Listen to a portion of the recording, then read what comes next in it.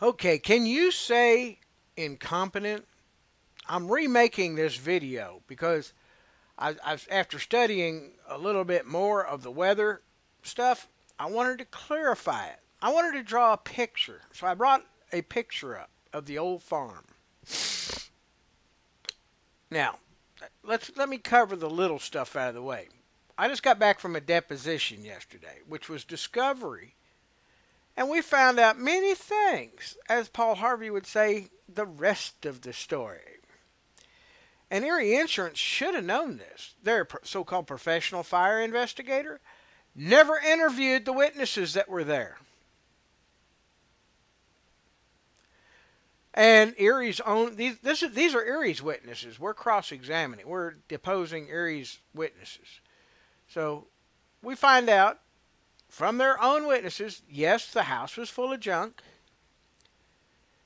The dogs commonly go with me most of y'all on YouTube knew the dogs rode with me everywhere. And see what else? Oh, that we were burning trash that day.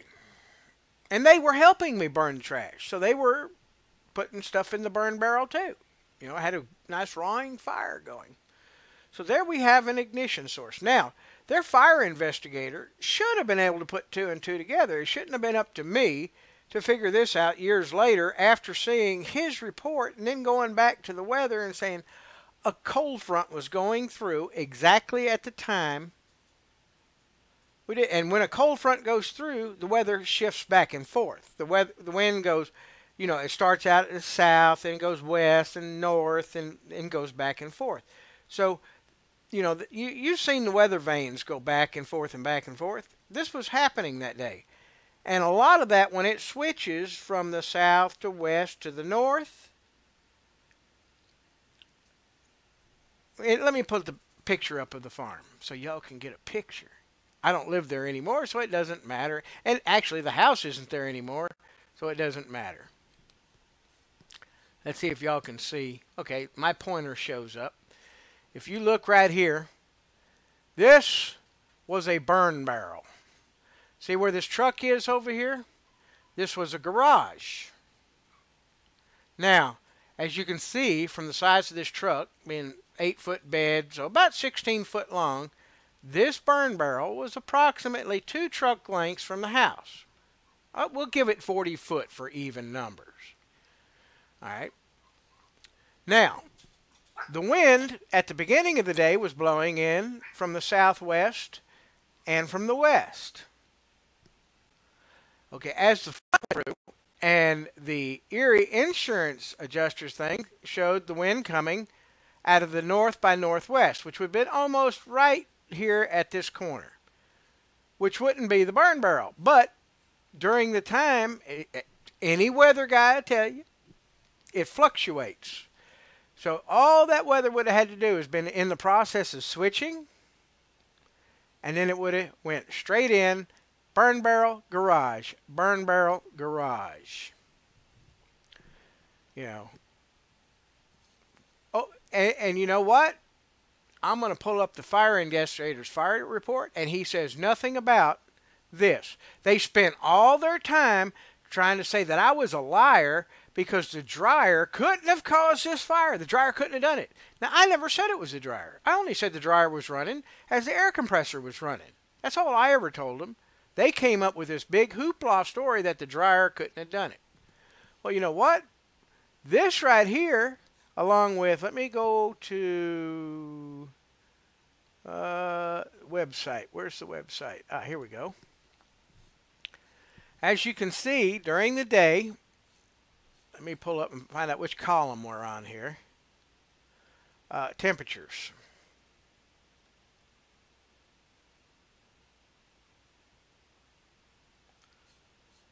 Right around in the time here, things started going.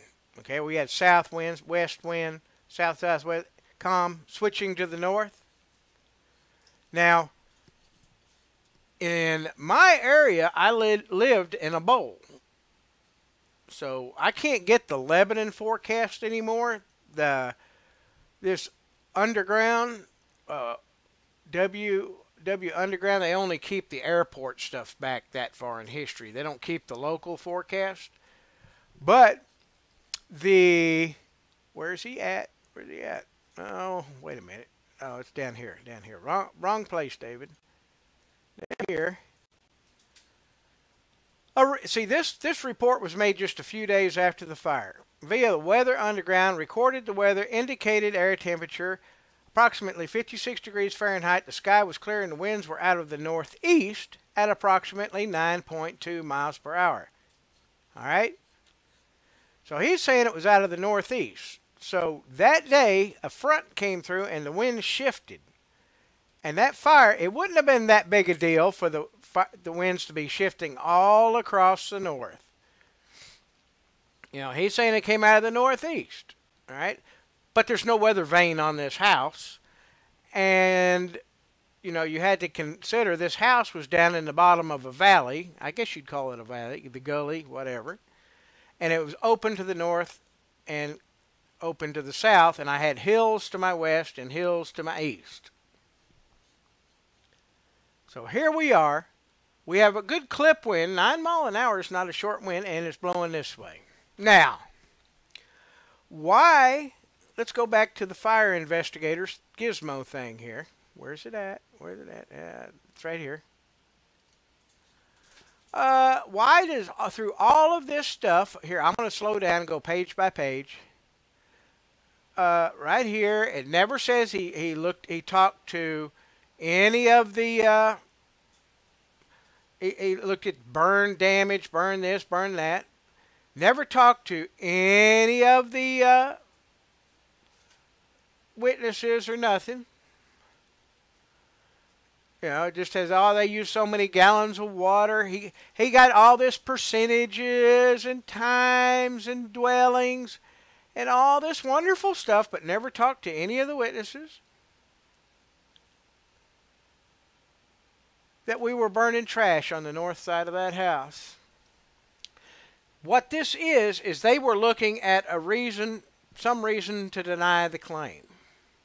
That's all they cared about. They didn't care about what probably caused the fire.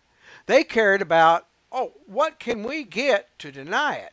You know, I thought, you know, the dryer might have been it. I never said it, but, you know, I just said the dryer was running, air compressor was running. And come to find out, I wasn't even thinking about this burn barrel over here, which is, like I say, normally the wind comes out of this way. Normally I wouldn't think of this. But just so happens, at that time of the fire, a cold front had come through, or was in the process of coming through. A weather event was coming through. And the garage door was open, and it was burning trash. There was an open fire right here. Now, Erie persecuted me. They threw me out of my hotel room and everything else. Now, here's another reason I'm remaking this video. Before, I made them an offer. This time I'm making them an offer, but it's expiration date on that offer. This is only a 30-day offer, Erie. Look, I want every dime that you owe me from that policy. All right, this is a 30-day offer. I want every dime you owe me from that policy. I want, and you're going to pay the attorneys their half. In other words, I want it. What I put in my pocket is what I would have got if I did not have to get a lawyer. I did not have to get a public adjuster. I didn't have to get all those people. If I didn't have to get all that, I want what I would have got in my pocket. I also want, as a penalty, whatever the main office guy up there in Erie, Pennsylvania, whatever his annual salary is, I want that for the amount of time it's been since you should have paid me, since the fire. So that amount goes up every day. Every day you procrastinate, it gets more. Now, as a kicker, because you kicked me out of my hotel room onto the side of the street, I mean, if the farm wouldn't have sold, I'd have been homeless on the side of the street in a homeless shelter. And because of that, I want 4 months worth of days at the La Quinta Inn, which is the hotel I was staying at. And I also want 30 days for each of my attorneys. A total of 60 more days for them as a bonus.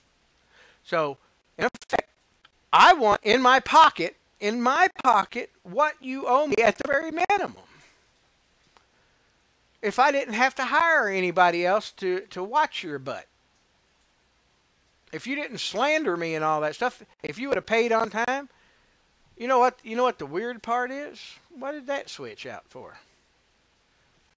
You know what the weird part is? And this, my brother sees this. If he wouldn't have been so greedy, he would have got half the money. Even though he never paid a dime in insurance premiums, he never paid for a fence post. If Erie would have paid me timely, I would have cleaned up that mess that was there and put a manufactured home on it. That's all I had enough insurance for. I didn't have enough to rebuild that house. And when the farm sold, we would have split the money 50-50. But no, he had to be greedy. Now, he doesn't get none of it.